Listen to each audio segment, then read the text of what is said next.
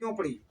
माननीय बहन जी ने इस पे बहुत ही विचार किया, गहन किया कि आखिर बहुजन समाज पार्टी से क्यों लोग छुटकते जा रहे हैं। क्योंकि कभी हमारा समय हुआ करता था, बताओ, हमारी इस सूबे में पूर्ण बहुमत की सरकार रही।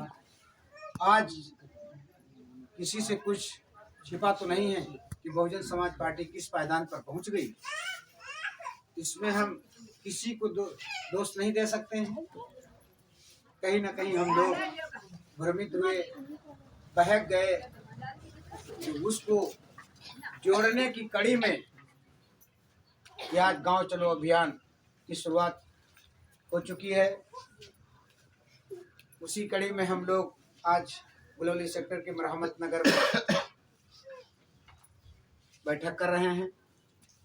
मैं अपना पूरा समय हमारे जो मुख्य अतिथि हैं, इस लखनऊ मंडल के जोन इंचार्ज परम आदरणीय इरफान रानी डिसूजा जी से मैं चाहूँगा कि माननीय बहन जी के दिशा निर्देशों को बहुत ही विस्तार से, बारीकी से बताने का काम करेंगे। तो इरफान रानी डिसूजा जी, हम लोग तालियों से भाई।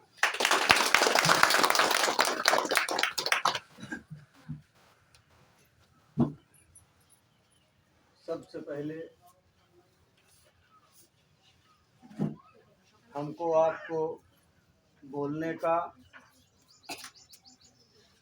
अच्छी तरीके से बैठने का, अच्छा खाना खाने का अधिकार देने वाले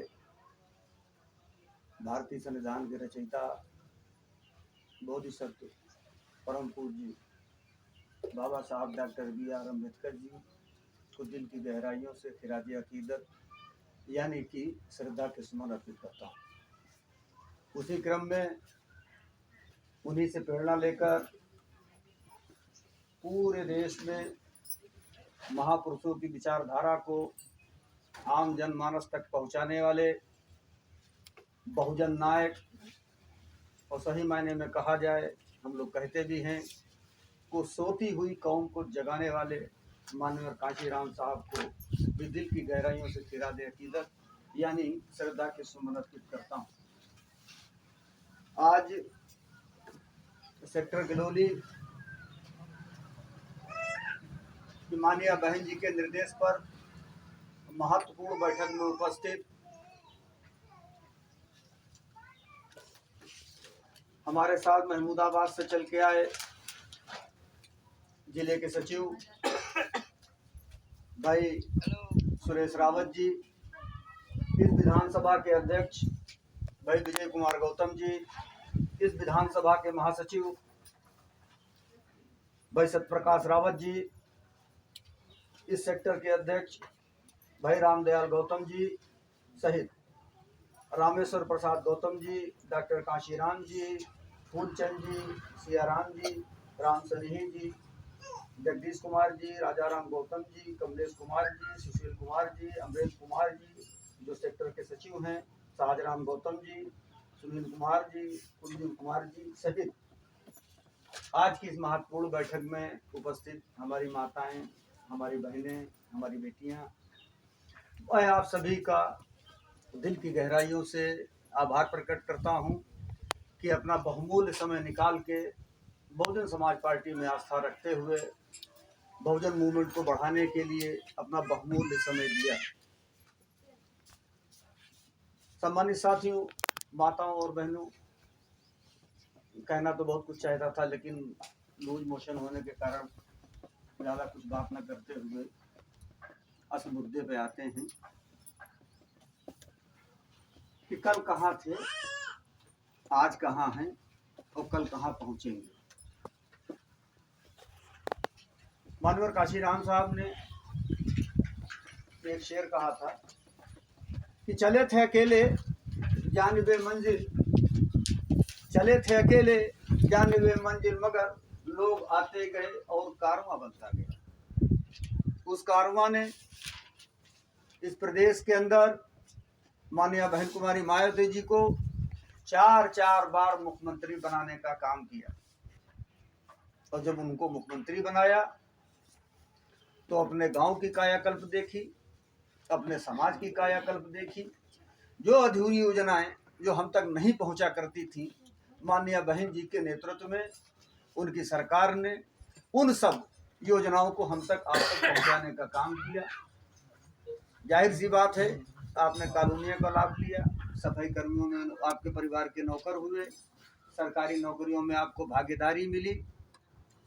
परंतु आज जब 2022 के आम चुनाव हुए, जो हमारा बेस था, हमारा बेस यानी जो मिशनरी मूवमेंट का आदमी था, वो बिखर गया। उसके जहन में कंफ्यूजन क्रिएट कर दी गई। जैसा कि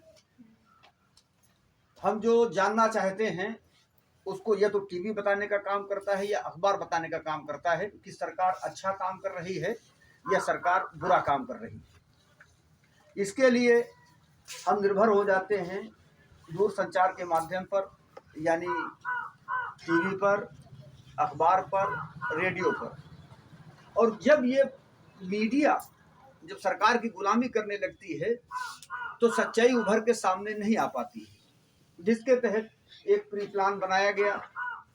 माननीय बहन जी के बारे में आरएसएस के लोगों ने हमारे लोगों के बीच में जा जाकर एक बात बताने का काम किया कि माननीय बहन जी मुख्यमंत्री के दौर में नहीं है, वो राष्ट्रपति बनने जा रही है, वो राष्ट्रपति बनने जा रही है। और मुख्य लड़ाई समाजवादी से और भारतीय जनता पार्टी से है। हमारे लोगों ने सोचा कि राष्ट्रपति का पद बहुत बड़ा होता है, यानी माननीय बहन जी पूरे देश की सियासत करना चाहती हैं तो मुख्यमंत्री नहीं बनेंगी। तो अखिलेश की गुंडागर्दी से, यानी समाजवादी सरकार की गुंडागर्दी से अगर बचना है तो भारतीय जनता पार्टी को बाबा को वोट दे देना है। उधर मुसलमानों ने क्या किया? मुसलमानों ने कहा कि बहुजन समाज पार्टी लड़ाई के बाहर हो गई है और समाजवादी मुख्य लड़ाई में है, तो अपना वोट बर्बाद न करते हुए हम लोग समाजवादी को वोट दे दें ताकि बाबा की सरकार न बन पाए। दो तरीके के कंफ्यूजन हुए। एक तो हमारा जो बेस वोट था कंफ्यूज हो गया माननीय बहन जी को लेके कि वो राष्ट्रपति बनने जा रही हैं। मुसलमान कंफ्यूज हो गया ये कि मुख्य लड़ाई में समाजवादी पार्टी है, जबकि बहुमत बनाने के लिए आपको भी मालूम है, हमको भी मालूम है, जहां तक हमारी माँ बहनें बैठी हैं, भाई बंधु बैठे हुए हैं, सबको मालूम है कि बहुमत से मतलब ये होता है ग्राम प्रधानी का या बीडीसी का या जिला पंचायत का हम चुनाव लड़ते हैं, अगर अगला 5000 पाता है और हम जब 5500 पाते हैं या 5100 वोट पाते हैं, जब भी तो हम जीतते हैं। और जब जातीय समीकरण देखा जाए तो इस पूरे प्रदेश के अंदर मात्र 6.5% यादव बिरादरी का वोट है और 18% मुस्लिम समाज का वोट है। 6.5 18 कितना हुआ? 6.5 18 24% हो गया। और 33% में सरकार बनती है और बाकी कोई वोट उनको देना नहीं चाहता है, बाकी कोई वोट उनको देना नहीं चाहता है। तो अब आप बताइए सरकार कैसे बना लेते हैं? जिसका परिणाम ये हुआ कि भारतीय जनता पार्टी को रोकने के चक्कर में भारतीय जनता पार्टी को वॉकओवर दे दिया गया। वॉकओवर देने के बाद आपने प्रदेश में देखा भारतीय जनता पार्टी की सरकार बन गई। सिर्फ मेरा कहना है भारतीय जनता पार्टी 3 मुद्दे छोड़ दे, हिंदू मुस्लिम, हिंदुस्तान पाकिस्तान, सामान्य नागरिक आचार संहिता। भारतीय जनता पार्टी के पास चौथा कोई मुद्दा नहीं है। विकास के नाम पर, सरकारी नौकरियों के नाम पर इतने लोग बैठे हैं। दूसरा कार्यकाल चल रहा है भारतीय जनता पार्टी के मुख्यमंत्री जी का। आपके जान पहचान में कितने लोग सरकारी नौकरियों में हैं? है कोई जानकारी? माननीय बहन जी के 5 साल के कार्यकाल में आपकी ग्राम सभा में तो हुए आपके रिश्तेदारी नातेदारों भी सरकारी नौकरी।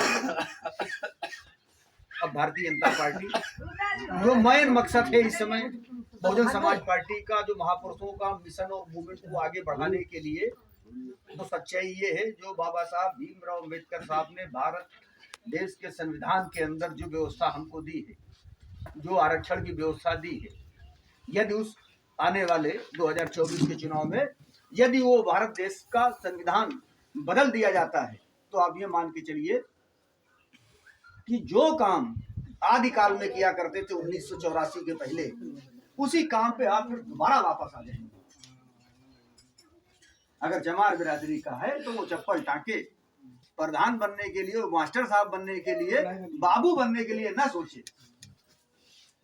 कुर्मी बिरादरी का है तो सीधे गन्ना गोड़े जाके, यादव बिरादरी का है तो भैंसी ले ले और गैया ले ले, उसको पाले और दूध दुहे, वो दरोगा और सिपाही बनने को, प्रधान बनने के बारे में न सोचे। जिस दिन भारत देश का संविधान, जिसके अंदर एक वोट का अधिकार दिया गया, और आपने देखा होगा इस ग्राम सभा में भी बाबा साहब परम पूज्य अम्बेडकर साहब की कहीं प्रतिमा लगी होगी, तो प्रतिमा में देखा होगा आपने कि बाबा साहब के बाएं हाथ के नीचे बगल में भारत का संविधान दबा हुआ है और उनका दाहिने हाथ रखा हुआ है, उनकी उंगली इशारा कर रही है। ये नहीं कह रही कि आप दूसरे की जमीनों पे जाके कब्जा कर लें या दूसरों से मारपीट करना शुरू कर दें। बाबा साहब का कहना ये है कि इस भारत देश के संविधान के अंदर जिसको मुझे लिखने का मौका मिला, मैंने वो अधिकार दे दिए हैं कि जिस दिन इन अधिकारों को जान लेंगे तो देश की और प्रदेश की जो व्यवस्था चलती है जहाँ से, यानी सत्ता रूपी जो मंदिर हैं, आप ऊपर उस पर कब्जा कर लेंगे, और जब उस पर कब्जा कर लेंगे तो अपने लोगों के लिए योजनाएं चलाना शुरू कर देंगे, जैसे कि माननीय बहन जी ने 4 बार की सरकारों में किया। सबसे पहली सरकार देखिए, सबके सब हमारे अपने लोग भूमिहीन थे, जमीनें नहीं थी। माननीय बहन जी ने मुख्यमंत्री पद की शपथ लेते ही एक शासन आदेश जारी कर दिया कि जिन सरकारी जमीनों